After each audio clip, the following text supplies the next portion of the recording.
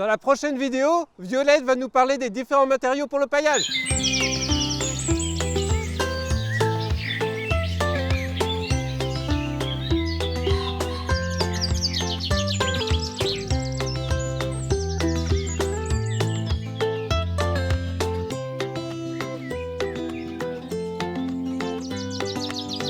Donc paillage, ça vient du mot de la paille. La paille, c'est vrai que c'est le premier matériau qu'on a utilisé pour couvrir le sol. Donc c'est une matière qui est sèche, qui est aérée, qui est riche en carbone et qui est vraiment un très bon isolant thermique. Mais la paille, il faut produire du blé ou aller l'acheter. Et il faut savoir qu'au jardin, tout se recycle et toutes les matières peuvent être utilisées pour pailler. Ce qui fait qu'on va pouvoir garder la paille pour les animaux. Les paillages, les paillis, on peut aussi dire paillis, on va différencier deux catégories. On va parler des matières vertes, donc les matières vertes qui vont être riches en azote. On va avoir par exemple, ce que vous connaissez bien, c'est la pelouse. Donc la pelouse, on peut s'en servir pour couvrir, mais comme c'est riche en azote, il faut mettre pas très épais, donc 2 cm. Sinon après on va avoir de la putréfaction. Donc il y a la pelouse dans les matières vertes, il y a aussi les épluchures. Donc on peut, par exemple, quand on va récolter des légumes ou tailler des fleurs, on peut prendre les fans de betterave, les laisser au sol, ça va pailler.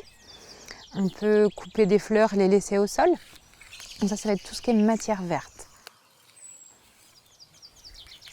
On va avoir aussi les matières brunes, donc qui sont des matières qui sont sèches, riches en carbone. Donc là, on va avoir les petites branches, les grosses branches, les feuilles, les copeaux de bois. Voilà pour les matières brunes.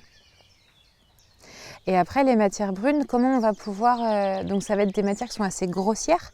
Donc pour pailler, il va falloir les couper. Alors par exemple, quand on taille sa haie, on va tailler sa haie. Et si les branches sont petites, la taille du petit doigt, on peut les passer à la tondeuse. Donc on passe la tondeuse dessus du moment que les branches sont vertes. Grâce au panier, on les récupère. Et avec ce panier, on va pouvoir aller couvrir nos massifs. Donc on va être plutôt sur des massifs du fleurissement.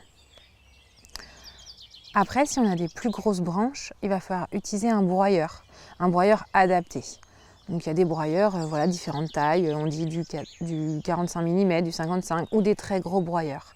Mais si on n'a pas de broyeur, on peut aussi faire des fagots. Donc on fait des fagots qu'on peut mettre dans la haie. Ça va permettre d'abriter des mammifères comme les hérissons. Mais aussi, on peut faire d'autres arrangements. Derrière moi, il y a ce qu'on appelle une haie benge ou une haie castor. C'est une haie où on va allonger les branches. Et avec les années, ça va se tasser. Et tous les ans, on taille sa haie et on en remet. Ici, ça fait une séparation avec un autre massif. Mais ça peut aussi compléter une haie où un arbre était mort et ça faisait un trou. Et vraiment, on met des très très très grands volumes de branches. On peut aussi pailler avec du compost. Donc notre compost est mûr, on verra ça dans une vidéo prochaine. Et donc on s'en sert pour couvrir le sol et le nourrir. Mais il va falloir aussi le protéger en fait. On paille avec le compost et puis si on peut, on remet un peu de paillage dessus.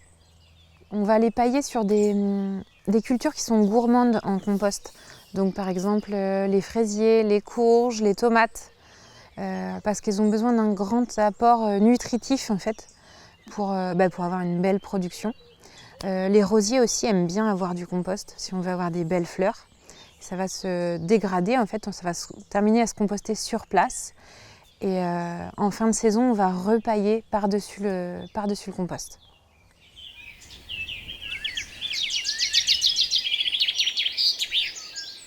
Dans la prochaine vidéo, on va approfondir sur le compostage.